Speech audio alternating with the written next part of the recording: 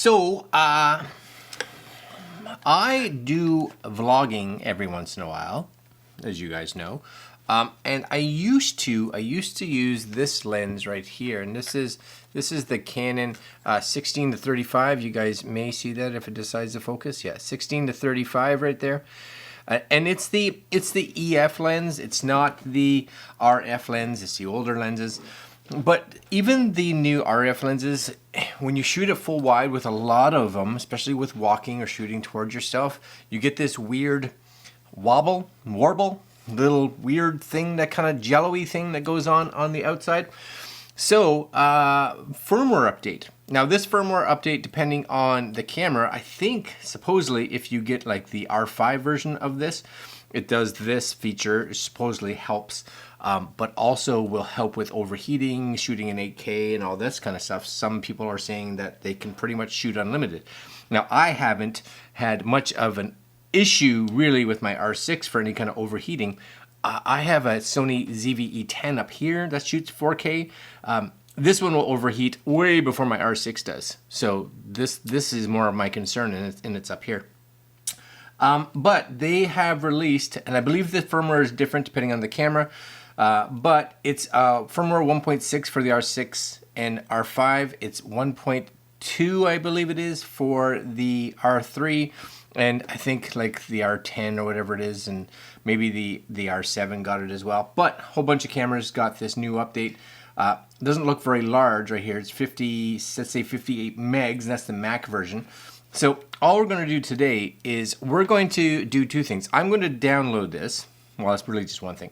I'm going to download this and install it. So for you guys that have never installed this kind of stuff, basically you download the zip file, you open it. There's I believe an FIR for firmware. You're going to move that onto a card. Doesn't matter what card it is. You're going to make sure that your camera has a good full battery in it, because it's important that you don't run out of battery while you're doing the firmware update. You're going to go into, I can't remember which icon it is. It's the yellow one. I think it's yellow.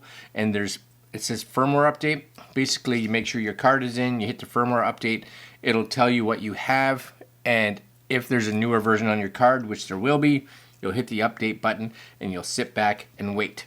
Don't touch your camera, leave well enough alone. Will this take 2 minutes, 5 minutes, 10 minutes? Who cares? Let her go. Just let her run until she finishes.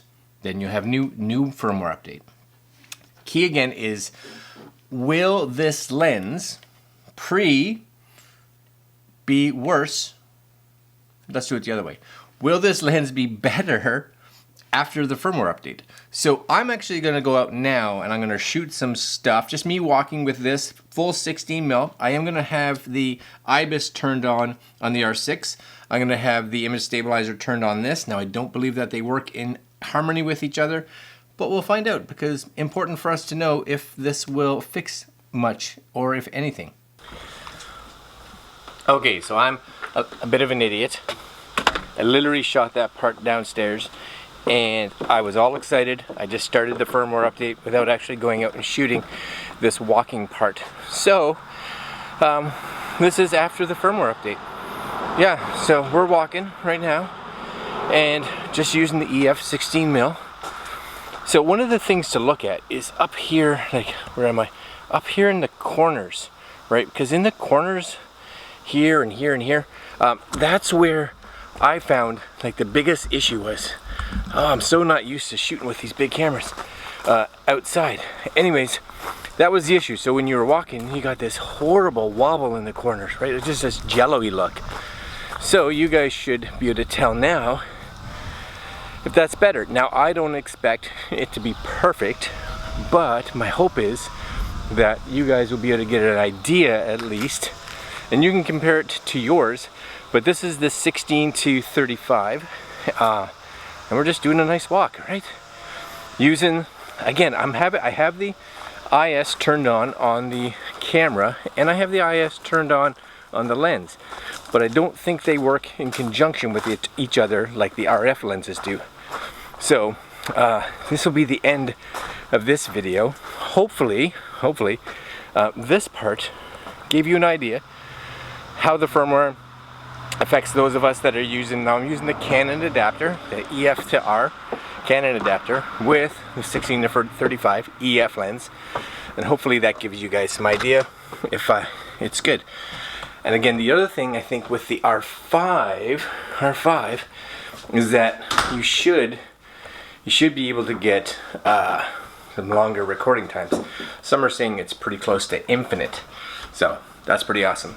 I'm gonna go look at the footage, and you guys can leave comments below to let me know what you think of the new firmware.